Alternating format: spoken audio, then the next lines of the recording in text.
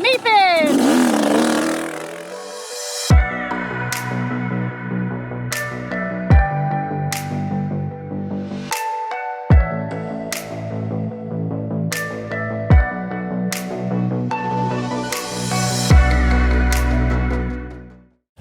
Hi, my name is Nathan, and this is my wife Kris, and this is our channel For the Love of Knobs. And if you're new here, we do all kinds of adventure rides, dirt bikes, off-road riding, camping, and adventure.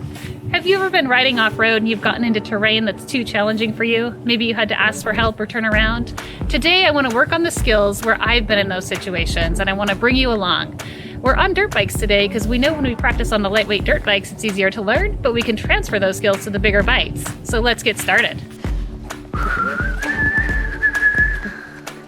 Have you ever wanted to know what it's like to fly? When I see people jumping, that's what I think of as flying, and I recently discovered I like to fly. So let's ask Nathan how to get better at jumping so we can fly higher. So the flying part is really fun, but it's the landing part that we really need to do correctly. Otherwise, there's the potential to hurt yourself. So let's talk about the steps for setting up yourself for a jump for success. The first thing to do is that you need to have your bike pointed straight. If you're any sideways when you go over the jump, you're definitely going to run into trouble with the bike bucking or going off course and then landing sideways. The second piece is that the throttle is really important. It's important to have a neutral throttle. You don't want to be accelerating over the top of the jump, and you don't want to be decelerating over the top. If you accelerate, that'll send the nose up, and if you're decelerating, that'll send the nose down. The third thing that's really important is to look over the jump. If you look at the base of the jump or the top of the jump, you're not going to look where you want to go, and that's rule number one when it comes to motorcycling well, is to look where you want to go. Brad! How many people here want to learn how to wheelie? I do!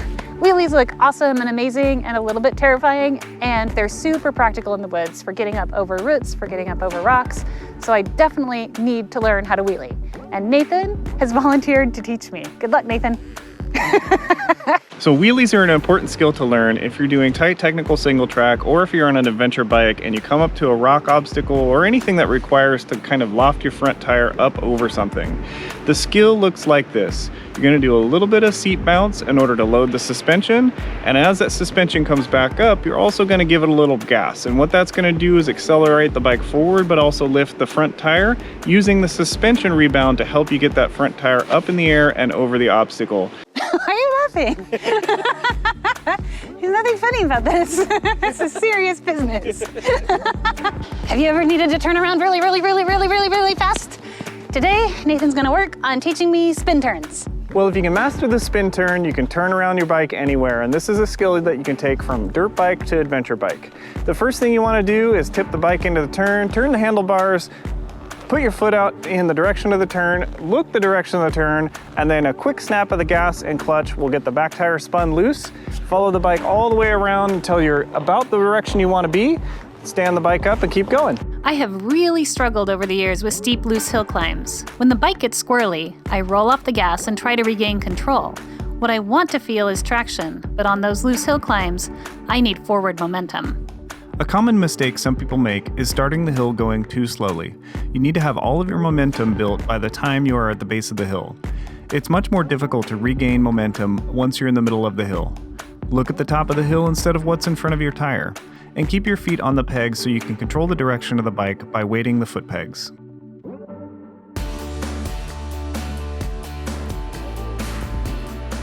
You got it! I was like, I think that noise means it's good.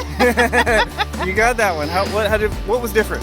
I went further up the trail and I just concentrated on trying to keep my throttle as steady as possible, and I just did the littlest, tiniest knee bounce so that I wouldn't close the throttle.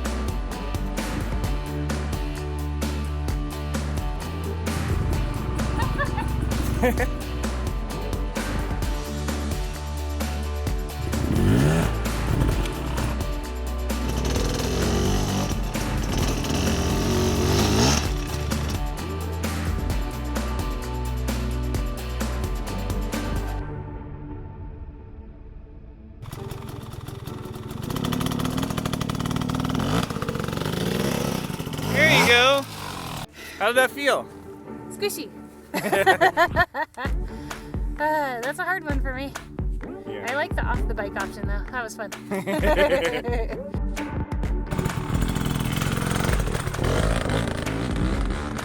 You made it! Woo! We both made it up the hill. This one was a challenge for Kris the last time, but she seemed to make it no problem this time. What did you do differently, Kris? So I looked all the way up at the top of the hill and I just stayed on the throttle. One of my instincts when I start getting bounced around is to stop and reassess. And I just knew that wasn't an option this time. So I just kept going and it worked. Well, I don't know if I learned how to ride like Nathan, but I definitely learned some skills that I want to keep practicing. And I hope that you did too. We had a whole lot of fun making this video, and if you had as much fun watching it as we did making it, go ahead and like the video. And if you haven't subscribed to the channel yet, please go ahead and subscribe. It helps us build the channel, and so we can do more fun things like this. And in the comments below, what I want to know from you guys is, what skills are you working on specifically that either transfer from your small bike to your big bike or vice versa? We'll see you guys on the next ride. Awesome, Dad.